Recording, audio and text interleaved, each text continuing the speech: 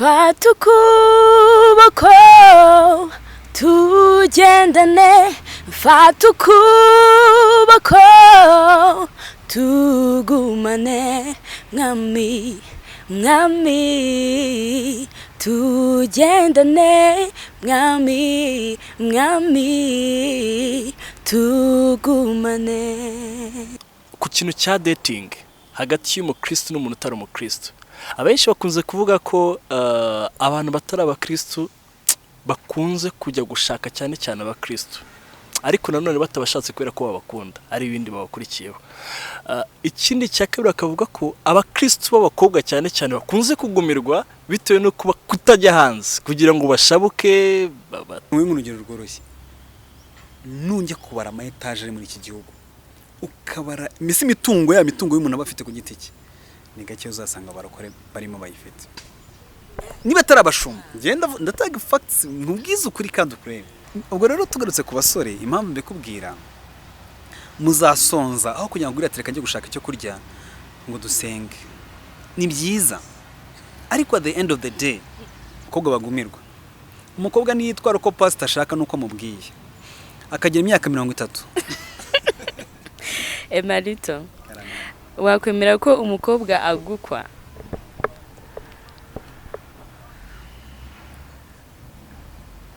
Abapasiteri bafunzwe ni benshi mu magereza, bagiye kwihana icyaha nukureka icyaha n'igisa n'icyaha. Kwihana icyaha sukuba inshuti y'abapasiteri. Come on, kwihana.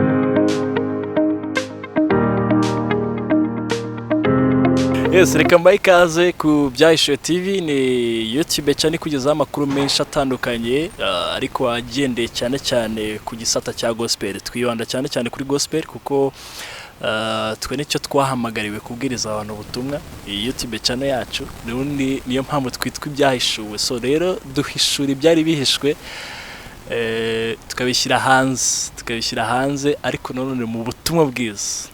So uyu munsi turi kumwe n'abantu babiri muri kubona imbere yanyu kuri kamera zanyu cyangwa se kuri screen zanyu, kuri telefone zanyu, kuri mudasobwa zanyu.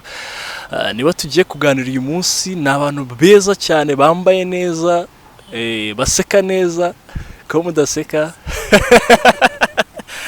bameze neza cyane. Reka mperi ibumoso bwanjye atangira twibwira. Murakoze cyane. Amazina yanjye nitwa Ashimwe Dorcas. Sanganwa ubu bwitonzi cyane, cyangwa iyo ugeze kuri mikoro reba ukuntu upunguza. Niko bijya bingendekera. Nuko nguko. Dorcas, ikaze ku Byahishuwe. Murakoze cyane kuba mwadutumiye, turishimye. Amazina yanjye ni Emalito. Ngiye rero kwitonda bijya bigorana. Kabisa nitonda hafi ya ntabyo. Kwishuri ikiza kwa kona n'umuyobozi nari nyoboye abanyeshuri, niyo nakubaganaga byitirwaga abanyeshuri. Akenshi bakunze gufata abanyeshuri bakubagana cyangwa se abaderangeri, nibabaye inshingano nimwe mu kigo. Bagendeye ku kibayiguha ko bari bakuze n'ubundi. Nari mfite icyizere. Ariko ntago gukubagana kwanjye ari kwa kundi kw'abanyeshuri nanone. Hari kwa kundi ukubagana mu bwenge, ukabuzi yuko ushobora gukubaganya abantu kandi wowe wakubona akabona yuko utakubaganya. Ngabo ni abantu babiri tugiye kubana muri kiganiro, turi buze guseka cyane, kiri buze gutangira duseka, turinde turangira duseka turi buze no gusenga, ariko nta kibazo ko abaganira iby'Imana buri aba banasenga, siko bimeze se. Hanyuma Dorcas Ashimwe ubundi ni umuhanzi. Buri muntu wese ni impano ye. Turirimbireho gatoya cyane ku karirimbo abantu bakumenyeho, hanyuma dutangira ikiganiro. Fata ukuboko tugendane, fata ukuboko tugumane, mwami mwami tugendane, mwami mwami tugumane. Murakoze cyane Dorcas. Iyo ndirimbo harya bayita mfata ukuboko. Yego. Ndimo ndavuga Imana.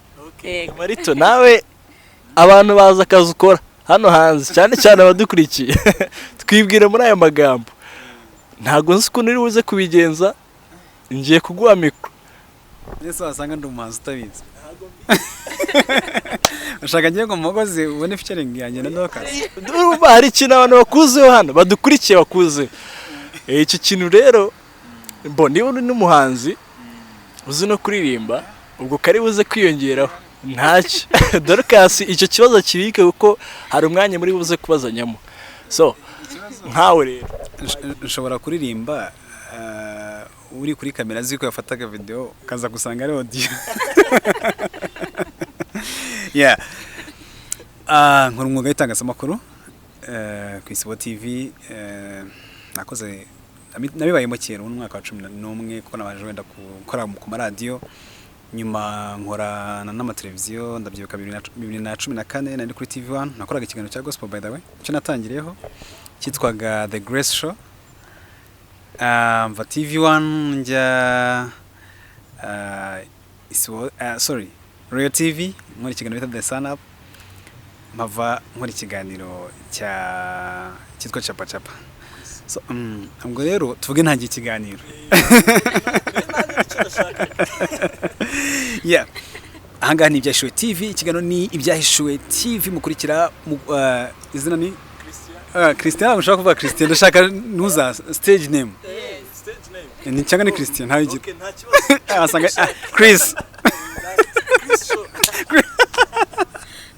yeah ni Chris show mukurikira buri gihe kandi by the way remind you that you have to click on subscribe kuko ni byiza kugira ngo abantu badukurikire banamenye nibyo unuvuga ngo umunsi ku munsi banakurikira bamenye byinshi yeah numva ari byo ngibyo ntago ushaka kuvuga byinshi ko ndajya kuvuga mwumva nagiye kuvuga Chapa Chapa kandi kanakira umuntu ariko ikibazo nazakomeza mu byashowe sinshaka kugaruka kuri Chapa Chapa yeah ko katwikomereza uyu munsi turi kumwe n'umutsumirwa nta wundi ni Dorcas uyu nguyu ni umuhanzi wamenyekanye cyane mu ndirimbo za gospel zihimbaza Imana kandi uretse n'ibyo ngibyo ni umuhanga mu kijyanye n'ijwi aratubwira byinshi turaganira ubuzima bwe bwa buri munsi turaza no kujya gatoya byimbitse mu bijyanye n'indirimbo akora cyangwa se uruganda rwa muzika ararubona gute aravuga byinshi atubwira byinshi reka tumuhe ikaze bimeze bite Dorcas bimeze neza cyane ni amahoro cyane ibintu ni amahoro nta mutima mubi ntanda y'umujinya so barakoze cyane ni Dorcas ashimwe ndetse na Emalito n'abahanga cyane bazi gusetsa bazi cyane cyane ko bose ari abakristo bose n'abakristo twaze tuganira off mic kutubwira bimwe mu bintu byagiye bikorwa cyane ari kubikozwe ubigizemo uruhare wowe so Dorcas uyu munsi dufite topic yacu ariko nanone iri buze guhura cyane cyane n'abakristo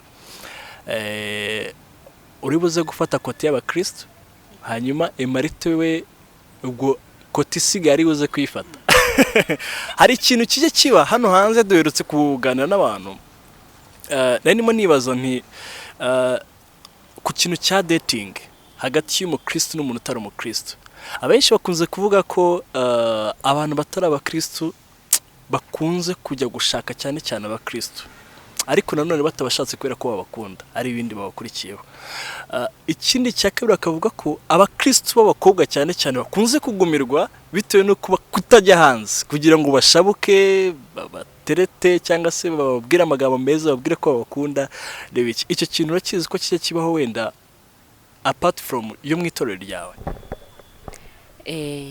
numva bijya bibaho ariko yenda icyo ntemeranya nawe nuvuga ngo abakobwa b'abakristo bakunze kugumirwa cyane ntago ndimo kwemeranya nawe Emalito icyo kintu usanzwe ukibona nawe okay sinzira navuga impamvu wenda ibyo uvuze nibyo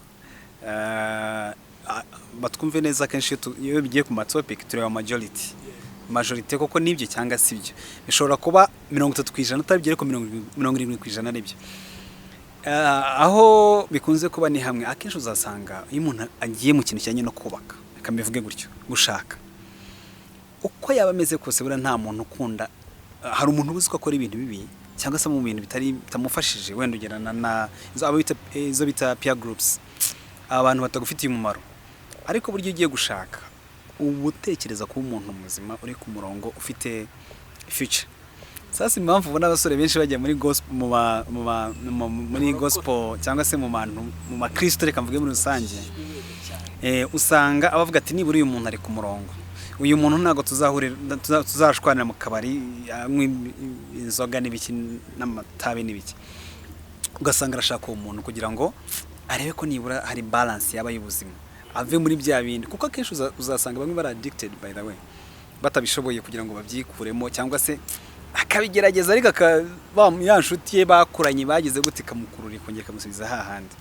Ku bijyanye rero no gushaka, njyewe reka mbikubwire reality nubwo Dorcas abihakanye bikunze kubaho. Impamvu abakobwa benshi b'abakristo badakunze kugirirwa amahirwe yo gushaka, uzareba kenshi ntanakubeshye, njyewe yego ni byiza ko tuvuga reality y'ubuzima bubaho. Aha abasore bo mu rusengero nabo bamwe na bamwe imyubakire yabo iraciriritse. Uti kuki? Buriya ukuntu iyi si imeze, buriya njya nkunda mu bantu bajya banyigisha nkumva ndafashijwe, buriya nk'umuntu bita Pastor Antoine Rutayisire, ni umuntu wigisha icyo bita Christianity akigisha na lifestyle. No wowe kuvuga utari kwa mugani ndabarizwa hehe, nakora iki, nayungura gute kugira ngo menye nshaka.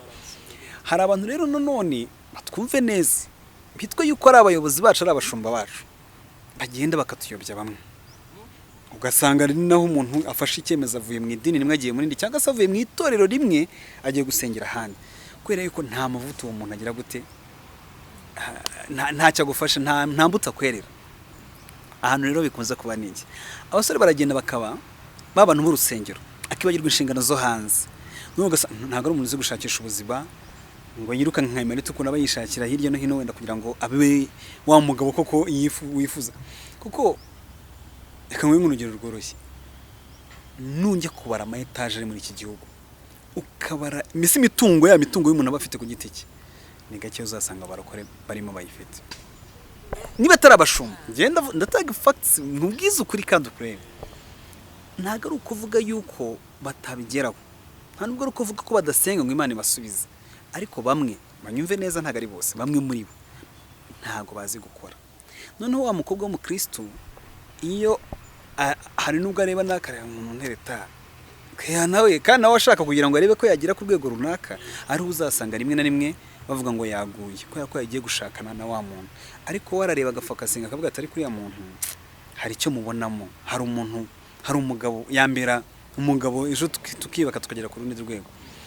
Sasa babandi binangiye imitima nkuko biregiye ana bango yangare kanga iki ndategereje, abenshi banga no kubabaza pastor reka doka nabeshya. Hari benshi ubundi nuko ubukristo bwa mbere bwiza no kuganira ukuri, ugasanga umukristo yaragiye abimbata y'umushumba we y'idini, hari ukubimbata y'idini, ariko buryo kugira ngo mbimbata y'umuntu abimbata y'idini, nibura nkamenya ngo iyo dini yavugisha kuri ryo ringisha nibyo. Ariko uzi ko haragiye ujya gusanga ngenda kubwira ndasenga kandi nagiye mbibona, ugasanga umuntu amasa 28 ananirwa ku rusengero. None ikibazo kiraba, ese uwo muntu akora ku rusengero ni umudiyakoni? Niba ari umudiyakoni kuko nisoga urumva no kuvuga ngo tuba tureba tuvuge tuti umwanya wanjye ngukoresha gute, kuko icyo tubera icyo dusarura. That's the reality.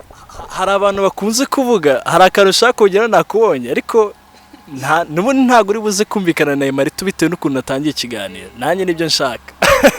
Ntago nshaka buze kumvikana. Hari akantu bagiye bavuga ngo umusore yure mu rusengero kuva ku wa mbere ku wa gatanu kugera ku gatanu arasengera akazi, cyangwa se yiriwe mu rusengero kuva ku wa mbere kugera ku cyumweru arasengera umuntu bazabana, meme n'umukobwa. Icyo kintu ariko uremera ko cyo kibaho? Icyo ndemera ko kibaho. Kuki badasohoka hanze rero nk'icyo Emalito yavugaga, bakareka ko mu buzima wenda buri primitive, wenda niba ariko nabyita, kugira ngo basohoke hanze bagiye gushaka n'ubundi? Numva ko ari ngombwa. Icyambere ni byiza gutinda imbere y'Imana kuruta gutinda ahandi hose.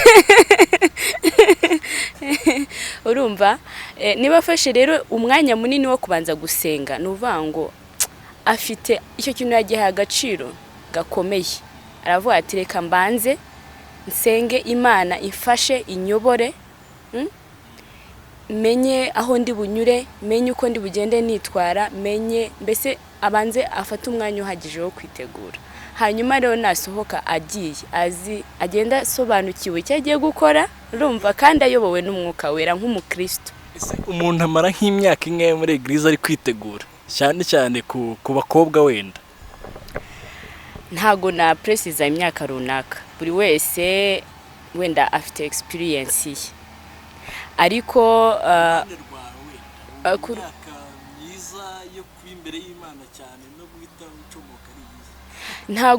ntago navuze gucomoka, nyumve neza. Yego, navuze ko hari igihe tuvuge warumbashije nk'umusore umara igihe asengera umukobwa mbere yuko ajya kumurambagiza. Ni ukuvuga ngo reka nkomeze muri uwo murongo.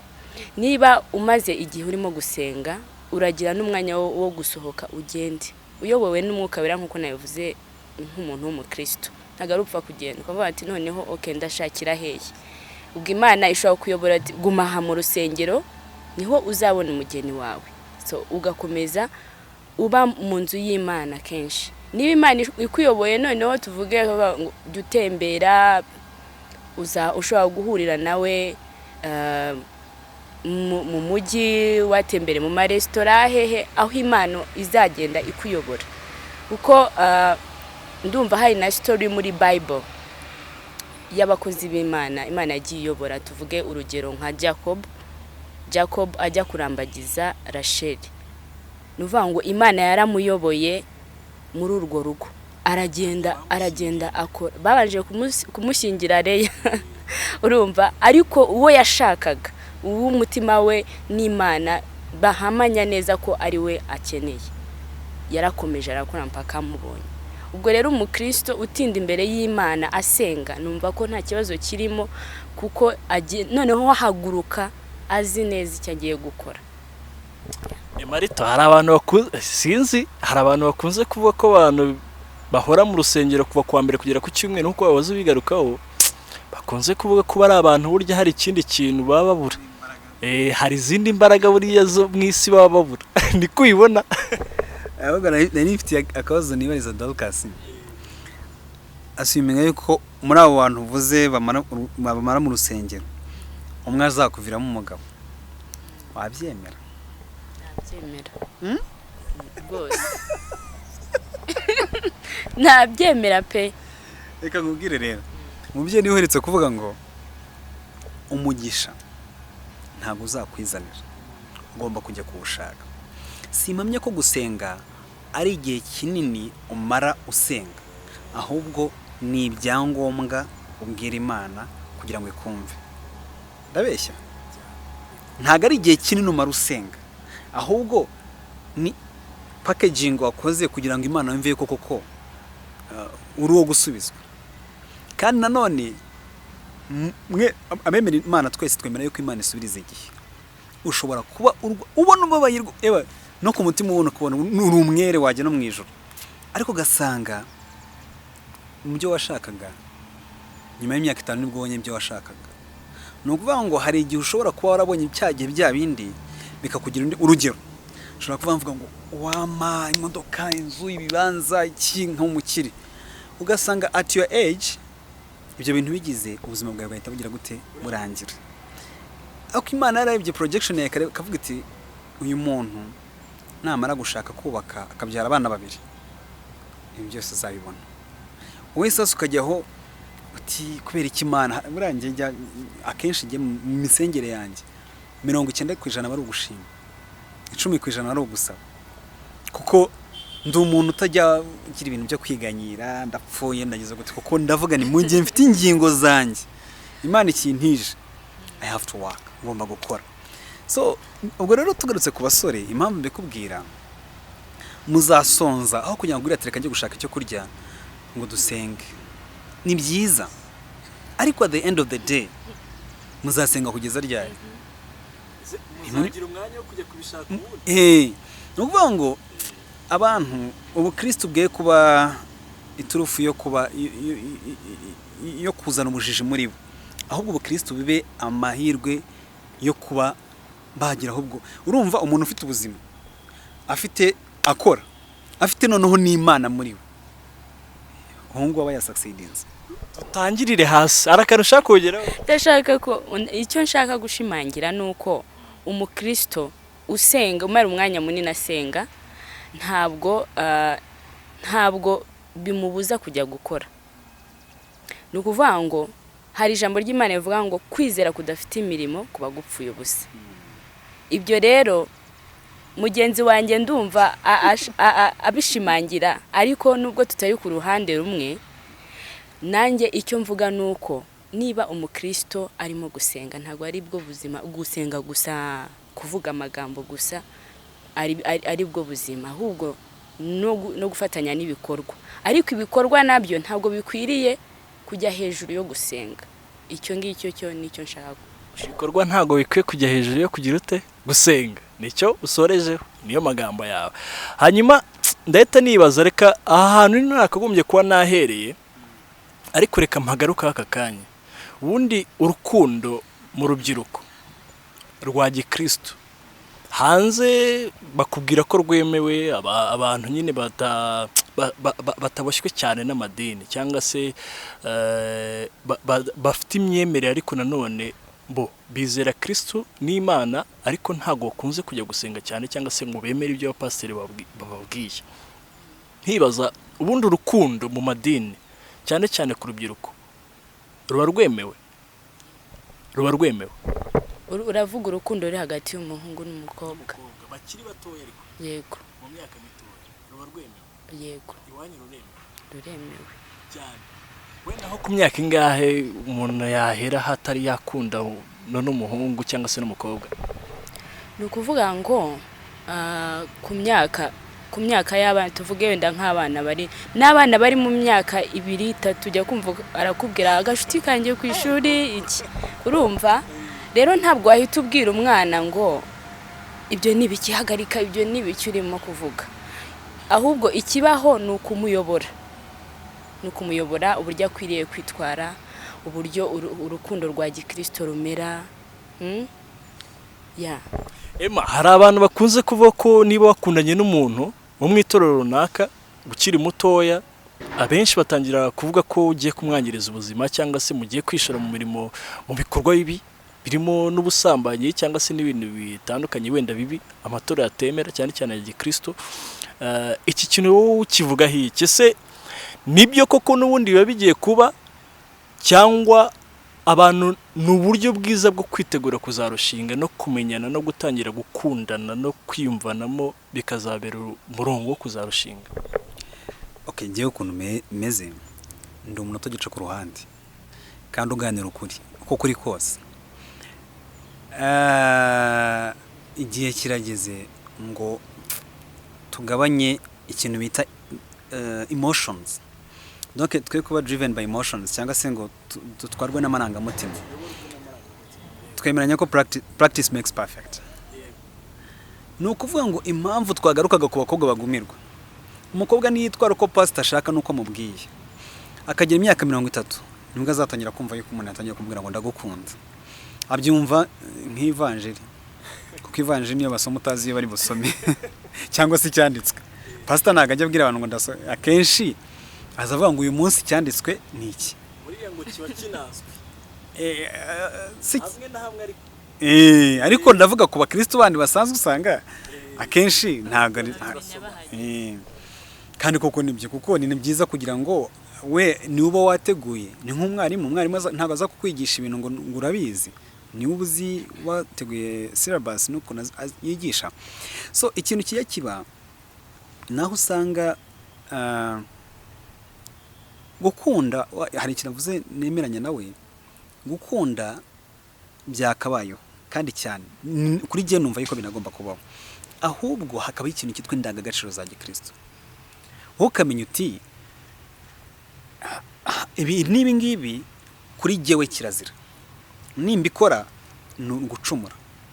Ariko ukunda umuntu agukunda ndabizi hari abavuga ati emotions iki bakubona ahantu runaka ari na nimugoroba bati kanaka yafunze inguni ejo bakabikubwira muri eglise.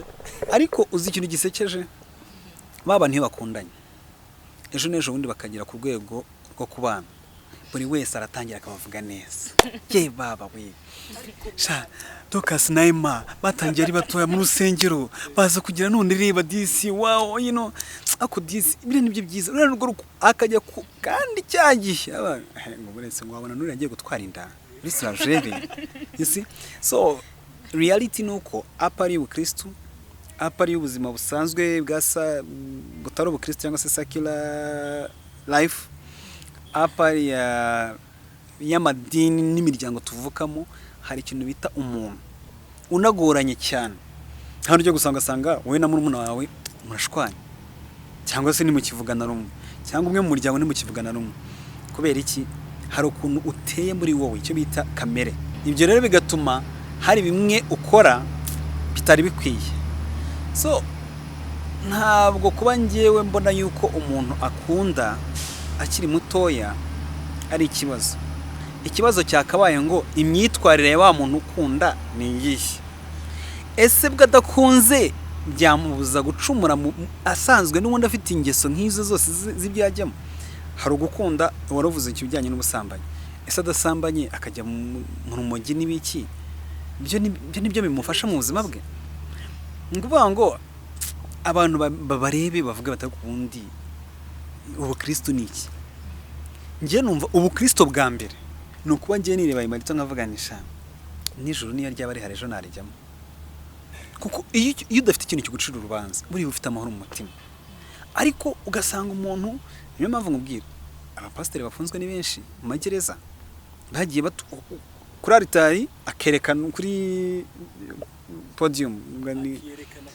akerekana ko ari undi muntu kandi ikintu kibabaje ijambo rivuga yuko ngo umushumba uragiye iki intama ari abakristo aho kugira ngo ngiye rero mbere umukristo umwere uri umushumba wanjye umeze gutyo byarutwa yuko nagenda nkashaka irindi dini cyangwa se nkazanye nsengera aho mbonye ni ukuvuga ngo icyo nshaka kuvuga dukomunike dukome n'ingasire turebe ese ubikubuza arabikuburiza iki ese ubikora wagamije iki ibyo biradufasha kugira ngo tumenye umurongo turimo nta kintu nuvuga ngo hariho ibyaha bishobora kukwicisha muri ubuzima busanzwe hariho n'ibyaha bidashobora guhita bigushyira mu rubanza jya kuburana jya muri gereza so nuvuga ngo twebwe rero iyo turimo kubijija tubona ko bitandukanye ariko imbere y'Imana byatwicira cyane ahubwo byadutwikisha kuko ntago Imana araza wo kwica kuramba umuriro w'iteka ngo gutuka umwuka wera buriya nicyo cyangwa uburango gitandukanye n'ibindi byaha byose n'ibyo bintu byose ibyo ibyo turi kuvuga ni bito kwica kugira ngo birangana erega ubundi biriya ni inyanja ngari yogwamo n'umuhanga aho mfite icyo nshatse kuvuga nuko ibyo bintu muri makeya abantu bahindura imyumvire uvuga uti niba ndi umubyeyi reka nkore inshingano zanjye umwana wanjye ejo n'ejo bundi atandagara akaba ejo bundi bakavuga ati dore cya cyana cyo kwa runaka ibyo biragufasha kugira ngo na bya bindi byo kwajya kumva umwana arakubwira ati nkunda na runaka ugahita kubita ugafungirana ukajya none se nta bana twese tuzi ndabazi mwene nawe mutabazi abana b'abashumba hanze aha bibereyeho kwabo byanze kandi abashumba banakomeye genda bazi iki kiganiro twiye no kukigira hano urumva genda bazi abashumba bakomeye ni ngira urumva ahubwo na se cyangwa se mama we atagira icyo avuga ibyo byose rero bitwigisha yuko nyuma y'ibyo dutekereza hari imbaraga z'Imana zindi zikora kwazo ibyo rero bivanemo imyumvire y'abandi batekereza ngo ngiye ko natekereje niko mbibona nako bigomba kugenda no kucyo bavugaga rero cy'abagumiwe n'iki ibyo ni cause ni consequence y'icyo kintu cyane tumaze kuvuga cyane igihe niba kigeze ukumva yuko muri wowe ufite amarangamutima yo gukunda ukabona umusore ukumva uramwifuje wamukunda nubwo nimvuga kwifuza uratekereza ibindi ukumva wamukunda cyangwa se ukabona umukobwa ukumva wamukunda nta kibazo kirimo nta kibazo mbibonamo kuko the more you delay uvuga ngo gutya na gutya ni handi uzajya gusanga hagira imyaka 35 ukabura amahitamo yabura kubera iki arugeze 30 ikibazo ntabwo ari imyaka nubwo abantu nabyo bizagira topic yabyo hari abatekereza ngo runaka yageje imyaka ko atarashaka ngo yavuye mu rubyiruko ibyo ntibazana gushyiraho pressure y'ibyo bintu kuko urugo ari amagambo menshi birivuga sinzi niba abantu bajya bayatekereza ngo hari ijambo hari ikintu bita listening and understanding. I wish they can also listen at the same time understand. Kuko kumva no gusobanukirwa ni ibintu bitandukanye. Iyo bakubwira ngo umugore mwiza umuhabwa n'Uwiteka, bango noneho hakaba umunyarwanda kaza noneho akavuga ati ukurusha umugore akurusha iki? No kuvuga ngo first of all ikibazo ntago ari ugushaka, ahubwo did you thought about getting married with the right person? Niba ngiye nashatse umuntu muzima niyo naba ndi ku ruhe rwego, that person azamfasha guhinduka. Ntabwo byo gusanga nta batipe tujya tubona ko bati shanse ibona n'uwo mugabo tende se warabiretse ese ntabwo kubera iki muri wowe yaguchallenges urabona uko ari umuzi ntago ari kwari nivuga ngo yaguye hashashe mu magambo make. So ibintu byose ni magirirana. Ambaye impeta ya fiançailles tuvuge ko utari wayambara, tuvuge ko ufite nk'imyaka 38 uyu munsi, tugira ibitekerezo byawe uriyumva ute? Ubu nabaye ufite imyaka 38. Okay, ndatekereza ko nkurikije societe ndimo nabandi umukobwa uhura n'abantu nyine bakambaza, nabantinya guhura n'abantu, cyo ni cyambere bitewe na societe ndimo kuko abantu murahura ariko nta urakubaza izina, nta uragira gutya. Rero nakumva ko umwanya wanjye ngomba kumara mbese nkahura ndi busy byatagira umbaza. Icyo ni cyambere. Ikindi nuko naba ntuje mvuga nti Mana ibyanjye urabizi, niba warangeneye kuzashaka ntegereje uwanjye nzamubona. Wakwirirwa muri eglise kuva kuwa mbere kugera kuwa gatanu ku cyumweru preto nsengera umugabo nasohoka oya najya afata iminsi yo kubisengera ariko ntabwo ari bwo buzima kuko hari n'ibindi bikenewe gukorwa mu buzima, hari n'ibindi umuntu yakora kandi bifasha societe nanjye bifasha. So tujye ku gace ka kabiri katari buze kumara igihe, tujye kuvuga ku muziki cyane cyane wa gospel, ndetse tufite n'umunyamakuru ahangaha asanzwe ari n'umupromoter ku bihangano bitandukanye. Nahoze mbona munaziranye cyane, sinzi niba hari akantu kaga connection k'indirimbo ni Yesu. Hanyuma muri gospel Dorcas, tujye kuri wowe cyane cyane. Nahoze ndeba kuri YouTube channel yawe nsanga wakoze indirimbo muri uyu mwaka utangira. Kuki abahanzi ba gospel cyane cyane badakunze gushyira ibihangano ku ma radio cyangwa se ku ma TV stations, donc bakunze kubigumana bakumva ko YouTube channel wenda hari kiri buze kumamarira cyane cyane kurenza aho ngaho bari buze kubipromoting? Okay, kubipromotinga byo turabikora, wenda ntago tubikora mu buryo bugaragara nyine ko byageze ahantu hose.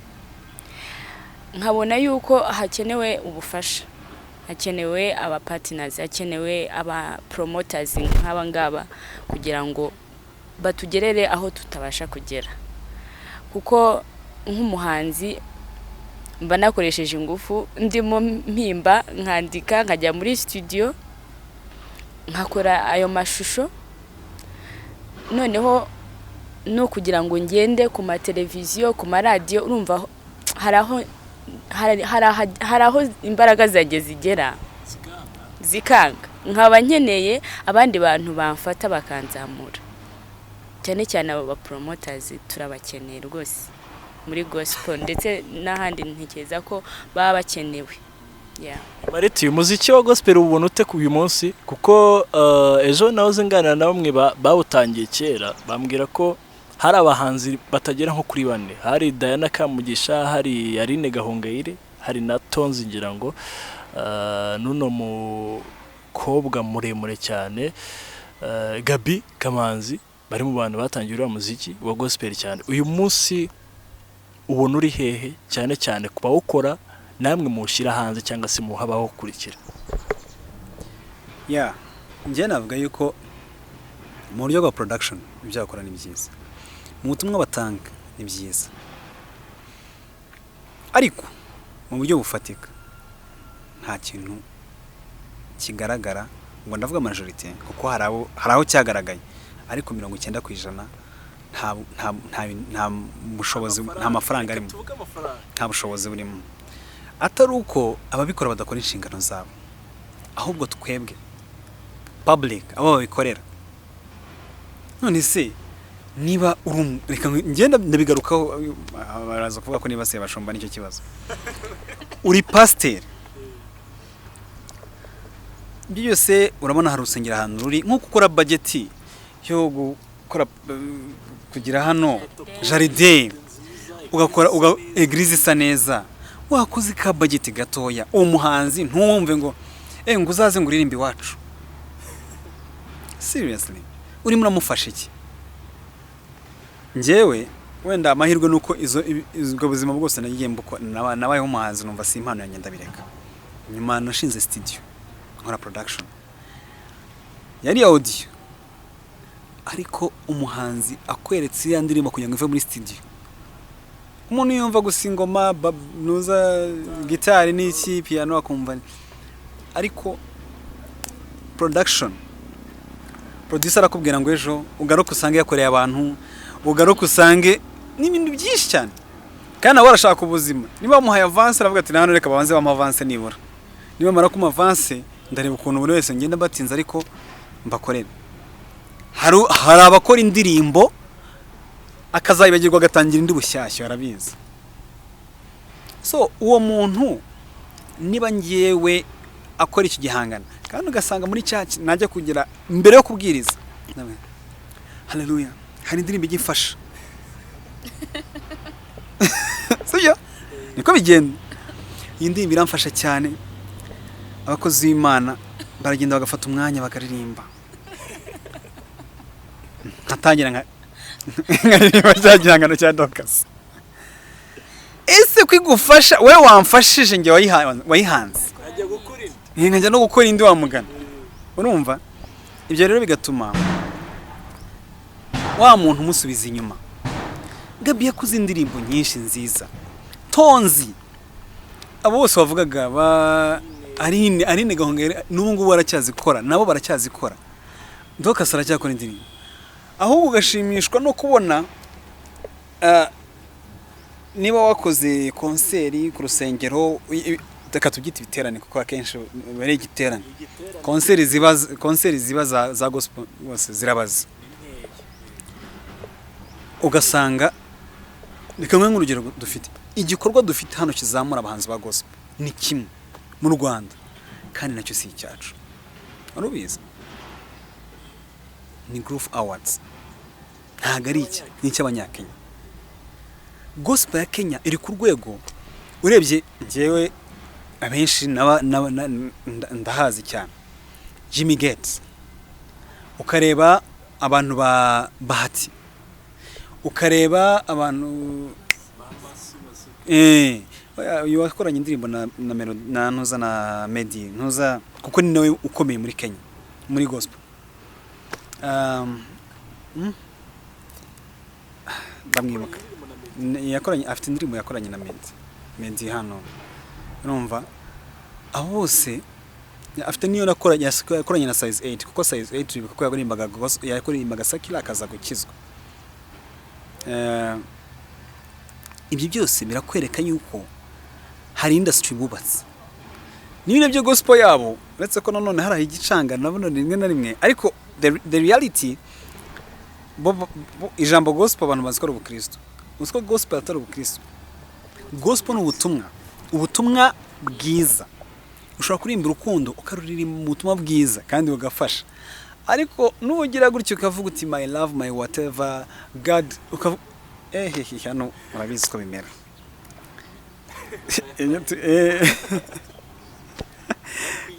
Nashaka kuvuga Will Paul. You know Will Paul?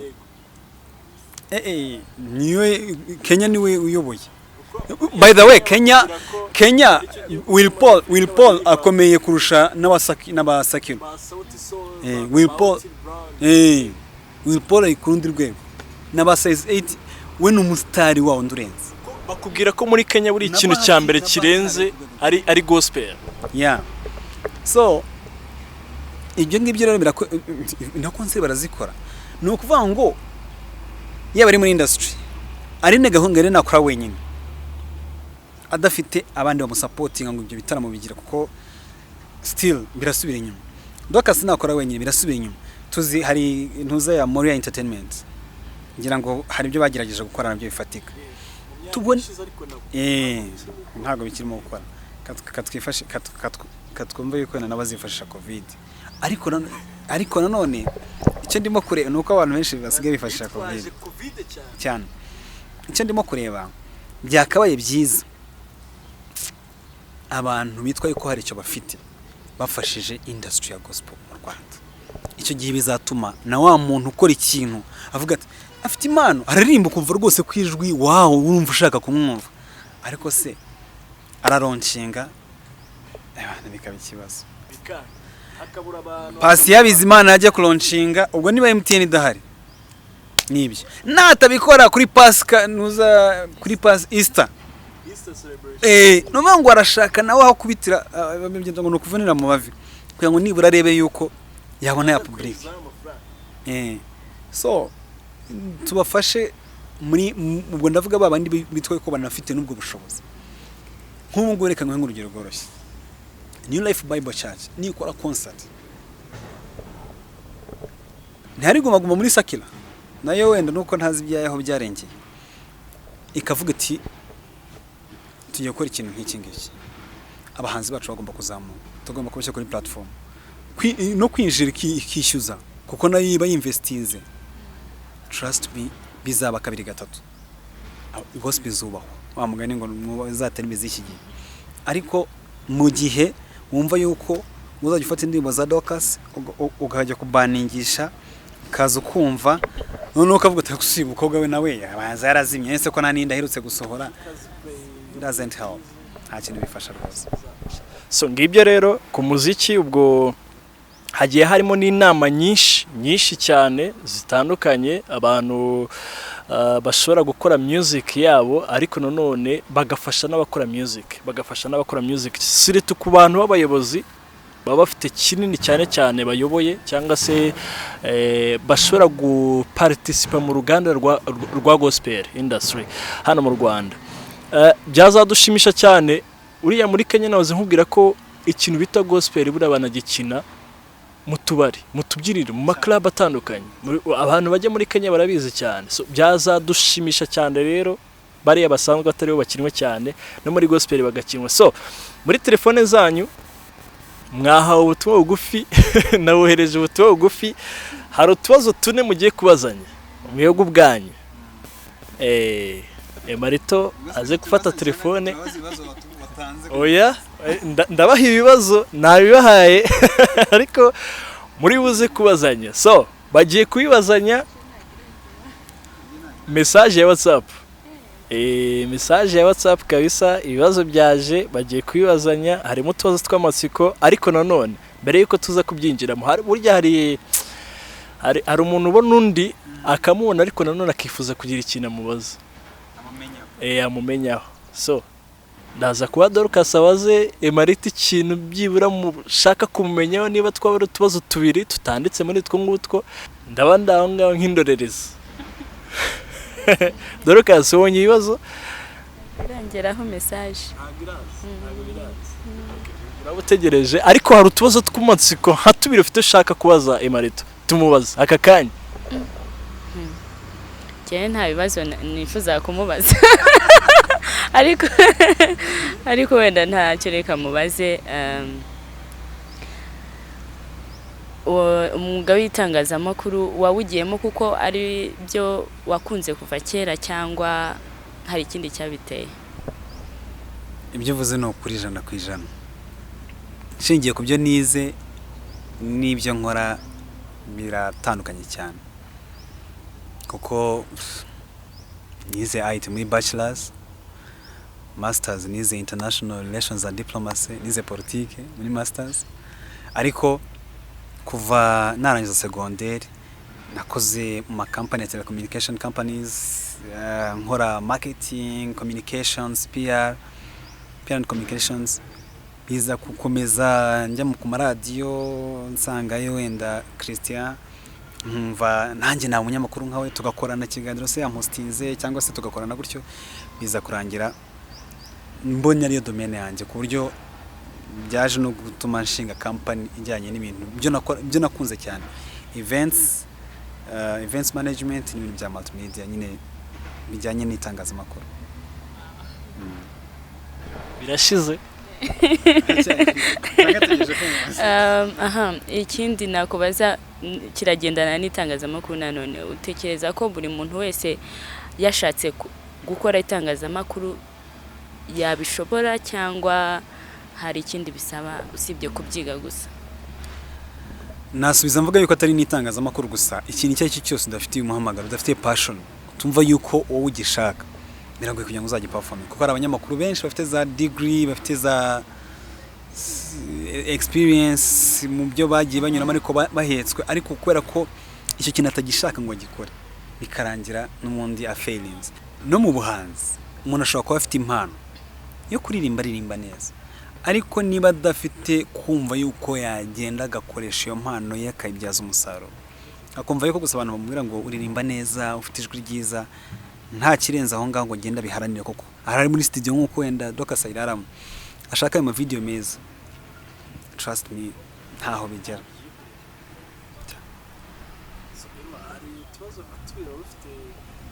Cyangwa mubanze mubazanye ibyo ngibyo utaza kumaza ikiri mwaho ngaho. Okay. Ariko bajya bavuga ngo ladies first. Reka duhere imbere yanjye. Ufite ibibazo 4 uri buze kumubaza, icyanyuma cya gatanu mwese mu gihuriyo, niyo mpamvu mutagifite kuri draft yanyu, ndibuze kubabwira mu gikore. Okay. Bino bibazo bibuke ko ari byo banyoherereje ngo nkubaze.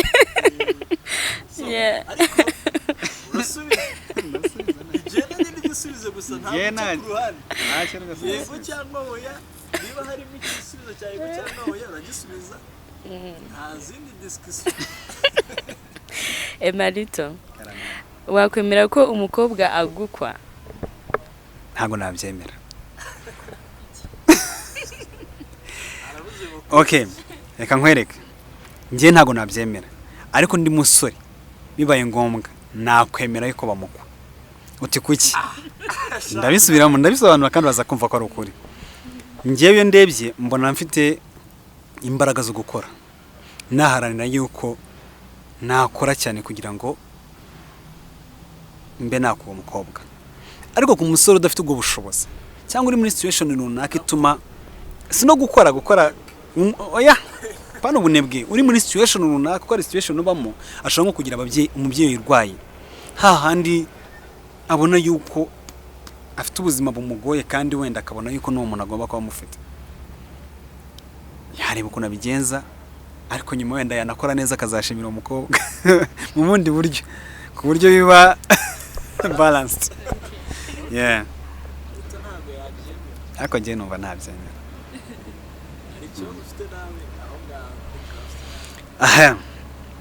mu bibazo bampaye ngo nkubaze mu ndirimbo zawe niyihe waririmbira umukunzi wawe mwitegura kurushinga ese ubundi aranahari mbashije icyo utambaye ariko ntacyo yakomereza ubu noneho se namuririmbira cyangwa nzamuririmbira wumva mu ndirimbo zawe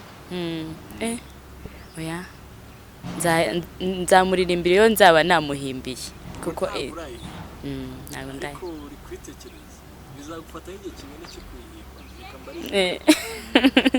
ntabwo byantwara umwanya munini ariko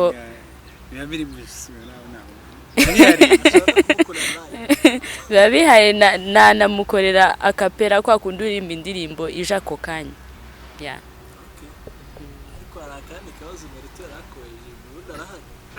yego arahari nitegura kurushinga nabyumviye amakuru yarayafite okay ikindi kibazo Emalito ujya usoma Bible ndayisoma nuwuhe murongo ugufasha nuko ninkuvuga bataza kugira ngo nuko uzwi cyane ni Yohana 3:16 ariko ntabwo umuntu yagira umurongo umwe umufasha abafite nk'ibiri cyangwa se okay hari imirongo mbazi navuga rwose nanagira ariko nkaba ntibuka neza ngo aho yanditse kuko ndayizi myinshi kuko nize Bible ariko ugasanga nibagiwe ngo verse kuko reka wenda mvuge mu migani imice 28 umurongo 21 niba ntibeshye abo ngo ubwo ndagaruka ku kintu twavugaga ngo kurobanura ku butoni si byiza kandi si byiza ko umuntu acumuzwa n'akamanyu k'umutsima ni ijambo abantu bamwe niba abantu twavugaga bakagize wirobanura ku butoni ngo ujye gufata umuntu ngo mugire umuntu runaka kubera yuko hari ikintu runaka umungira gute umushakaho bijya bibaho kandi icyo gihe ubucumujwe n'iki n'akamanyu k'umutsima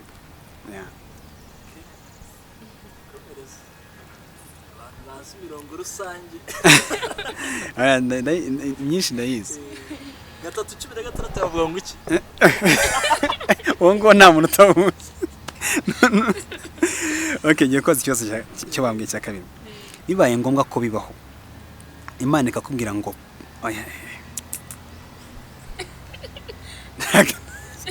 okay ntago mbikwifuje Imana ikakubwira ngo pfa uhite uza mu ijuru aka kanya no kukureka ukiberaho ubuzima bwawe wari kuzabaho ariko ukazapfa n'umundi utazi utiteguye wahitamo iki nuvango ngiye ko ngenda aka kanya yaba integuje yakakubwira ngo pfa wahita ujya mu ijuru leta njya no kukubwira ngo ibereho ubuzima bwawe bwose ariko nkuko twese tutazi aho tuzajya ndishuwa neza ko ari yo nsanze nagenda yabikubwiye yego ugatura umuntu mugiye kubana reka nkubwire ubuzima bwo kwisi ni bwiza pe ni bwiza harimo ibyiza harimo n'ibibi urumva ariko twese nk'abakristo tuba twumva twifuza kuzajya mu ijuru rero Imana ikora uko ishaka nta kantu tutari kumva neza cyane witujyana mu bindi wamutaho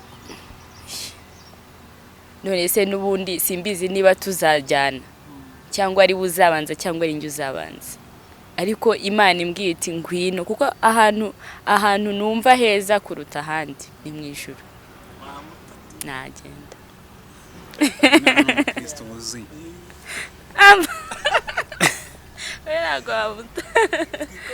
okay aha ese uramutse ukunze umukristo wo mu itorero ritari ryawe wakemera kumukurikira mu gihe yaba akubwiye ko atahinduka rwose reka nkubwize ukuri urukundo ni ikintu nubaha ni ikintu mp'agaciro cyane cyane uwo muntu nzi yuko hari ubuzima tuzabanamo atari bya bintu by'urukundo ni boyfriend girlfriend kuko ibyo ngibyo bijya gutyo ukaba wafatana decision kubera kubona yuko nta future plans mufite ariko ngiye nabikora nakwemera nkirinda kumubangamira nshobora kuko tuvugishije ukuri ritandimo sinarihindura ariko sinamubuza kuba mu buzima bwe kuko nanjye ngiye gushaka yuko ibyanjye byose nshaka bikurikiza nawe byamugora nabikora cyane. Katwigire ku kibazo cya gatatu. Tubwire inyamaswa igutera ubwoba cyane.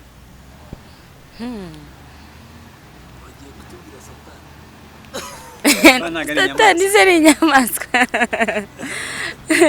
Satani nta nubwo antera ubwoba. Ntago antera ubwoba. Kandi mfite umurinzi. Inyamaswa njya numva ntatinya kuyegera inzoka. Ntago nayegera.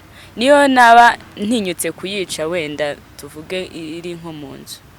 Naba mpagaze nko muri metero zingahe nkajya ndayitinya.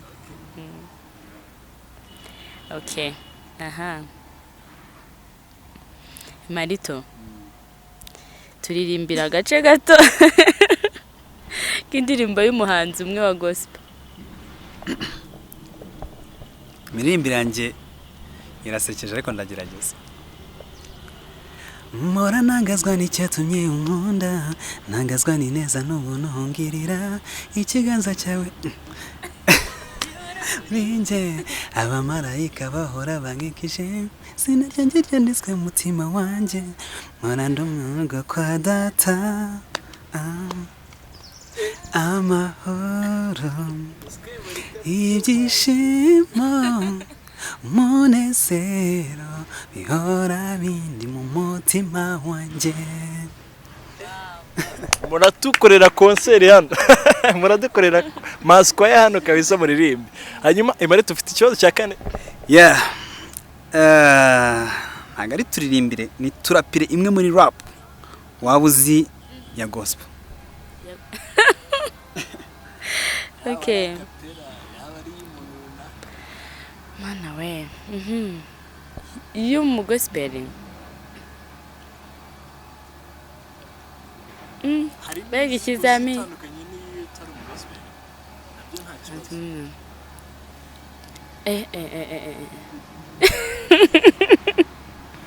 Okay.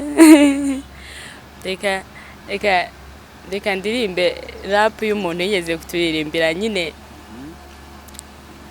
Bana nabuze moto ariko.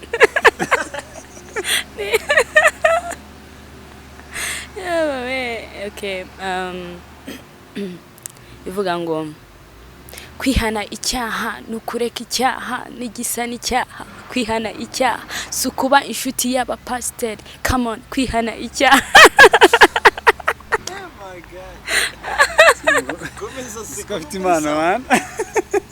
Okay, dutegura karufura yitatera mwe aho ngaho.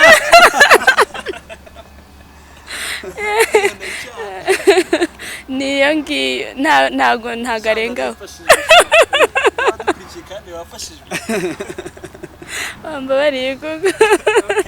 So ni ibibazo bine mwari mufitiye umunsi, mwari mugiye kubazanya. Ari akabazo kera cyane bajyaga batubwira ati reka turebe abantu niba bagira isoni cyangwa se batagira isoni.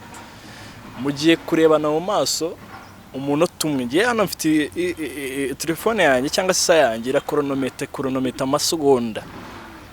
Mugiye kurebana mu maso.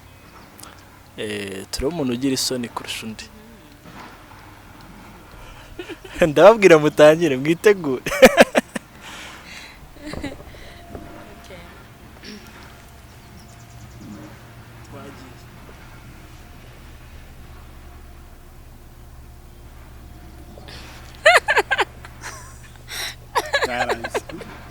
Yaragaye ko Dorcas yagiraga isoni cyane. Nta n'amasegonda 3 ashize ahise aseka.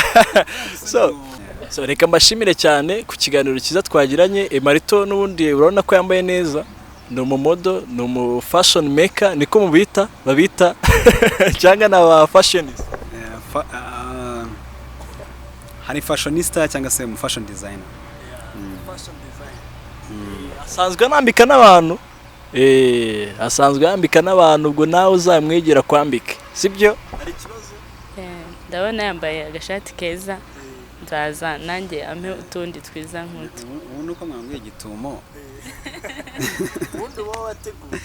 Okay, ni company ikora imyenda, yaba ari abakobwa, abasore, abahungu, abagabo, amakanzu, amamanto, udushakoshi twa African, ariko byose bijyanye no gukora. Apana, it's not a shop igurisha imyenda isanzwe yo kurangura imyenda ukayigurisha. Turashona mbese. Gushona abantu barabizi. Ikibazo ashobora kumva gushona akajya muri ya materime. Gushona ni mu Kiswahili. Gushona ni mu Kiswahili. Bango dukora imyenda. Nanubwo ari kure by the way. You see imbere ya plus 250 hari mall nini cyane yitwa Silverback Mall. Hahoze n'undi Sonatire. Ground floor kabisa. No kuri Instagram ni Little Risk Design. Little Lito Little Risk Design. Uherutse no kwerekana umukunzi wawe, nibyo? Hariya kuri Instagram. Abantu babirebye nabi, byari kuri Saint Valentin ariko nje nari ndi mu kazi buriya. Niba barabibonye abantu benshi baramwe ngo congratulations, congs. Bati wateye ivi. Nubona video kayirangiza na nugukura attention, ni script nakoze ariko isoza twamamaza. Kuriya mukobwa nubwo turekata ushobora kuba ariwo mwanya munini twamaranye hariya turimo kugira amafoto ugeze gushyira hanze kuri anniversary yawe mwaka ushize 2020 uriya mukobwa mwari muri kumwe icyo gihe kandi anniversary muri hari ifoto nabonyemo kabisa hamwe n'abandi bantu muri sarukuru kugira ngo nukoze icyaha ndi kubona uriya mukobwa twakoranye iriya noza video ntabwo mbihamye naza kwiga niba shakora anniversary yawe cyangwa se ikindi kintu cyari cyabaye. Oya, icyo nzi cyo ubwa mbere duhura twahuye turi mu nama n'abantu benshi ari protocol team, ari akazi kari duhuje nta kindi. Noneho buriya ahubwo bwari ubwa kabiri kandi hashize nk'imyaka nk'indi nk'ibiri. N'umwana muto cyane n'umwana naba nkoza amahano. Okay, Dorcas. Numumondo nashakaga umuntu nyine uri elegant, wa muntu nakwakitingisha akakitinga neza. Nta kindi kirenze. Ariko wenda nanjye nzagirwa ubuntu nka Dorcas. Okay, Dorcas, indirimbo za wundi weretse iriya washyize hanze mu mezi atangira, wari wafatanyijemo na Yego. uteganya gushyira hanze indirimbo yawe? Mfite indirimbo ndimo gukora. Hariyo narangije iracyari audio, ndashaka kwikorera amashusho. Bigenze neza nibura mu kwa gatandatu. Yego. Okay. Uzanatuganiriza cyane cyane ku muziki wawe kuko biri mu bindi bizatugarura kuganira nawe.